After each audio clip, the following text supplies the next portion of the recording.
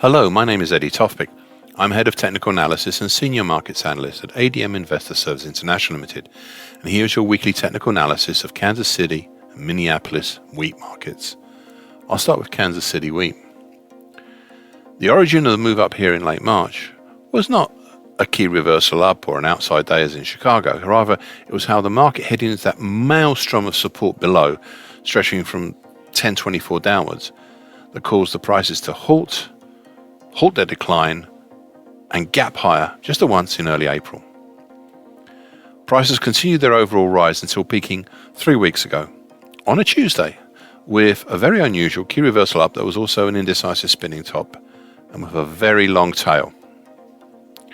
All this was just short of the February 2008 all-time high at $13.95. We've since seen its prices fall in what, to be honest, is a fairly clear zone, filling a gap on the way down. The questions now are whether this is a major topping action or a pullback. The answer to this week is the same as in previous weeks. It depends. Now, I'm sorry to be obtuse, but it does. You see, we have a number of supports below that could halt the market, stabilize it, and cause a possible recovery back up.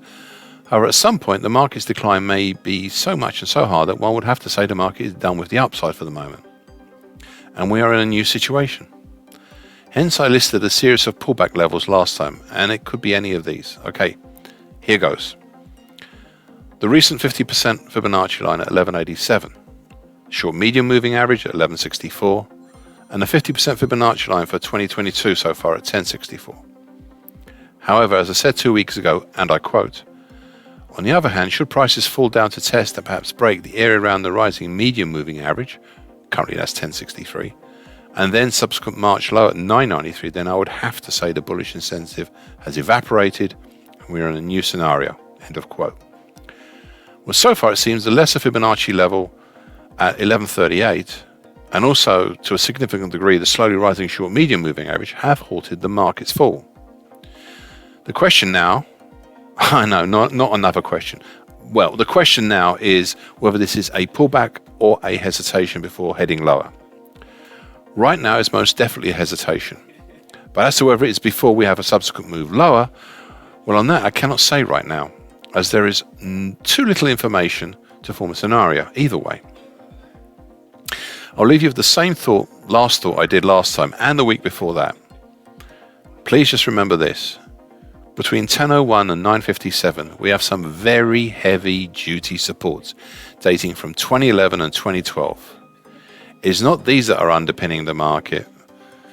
It is these that are underpinning the current market and its rise, and they will not be easy to dislodge.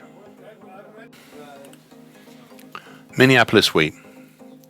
Please kindly still ignore the color change in the labeling. It's just my charting system playing its usual silly buggers.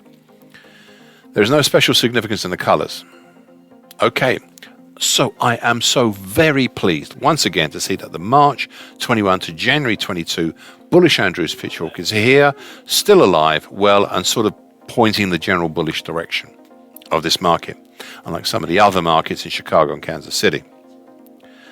The most recent move higher that terminated in May was created from the double bottom formed over March, which after a lot of hesitation, toing and froing of action, and in one case going to the fifth countering degree, saw prices move higher. The mark initially ran along the top of the middle time, currently 1229 of the bullish Andrews pitchfork. But at the start of May, the market made a weekly key reversal up that set prices moving higher at a sharper pace, gapping up over the upper time of the bullish Andrews pitchfork, currently at 1380, and finally peaking with an indecisive doji cross on Tuesday 3 weeks ago. Since then, prices have fallen. Questions are, much as we've seen in the other grain markets, is this a pullback? And if it is, when does it turn into a bearish market? Well, the answer for the moment here is yes, this is a pullback. The market has been in a fairly free zone until it met this combination of supports. And that's the March high at 1212, the middle time of the bullish Andrews pitchfork, currently at 1229, and the rising short medium moving average. Some of them have been breached, broken even, but together they have eroded the bearish incentive such that the market is now halting and thinking as to whether it should continue to move lower or sideways or maybe even upwards.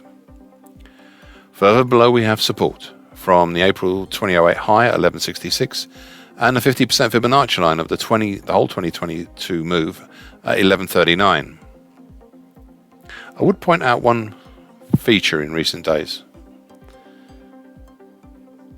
especially the market yesterday, is indicative of intraday indecision, as we have a third countering bearish engulfing pattern there and a possible fourth countering bullish pattern of some form today. This shows to me that a significant discussion is taking place amongst the market of what will be the next scenario. It may also take some time. I will let you know when I see some solution to the discussions. One final point. And I've shown 2 weeks ago, should prices turn and move further lower towards a big congestion area between 1034 and 1038, then we can honestly say the nature of this market is changing away from what it is, its current bullish incentive, admittedly with an extensive pullback down. Thank you for listening. This weekly broadcast gives the essential market patterns and consequences. Please be aware of the risk disclaimer posted with this broadcast. Copyrights Eddie Tofpik and ADM Investor Services International Limited. And here comes the final bit.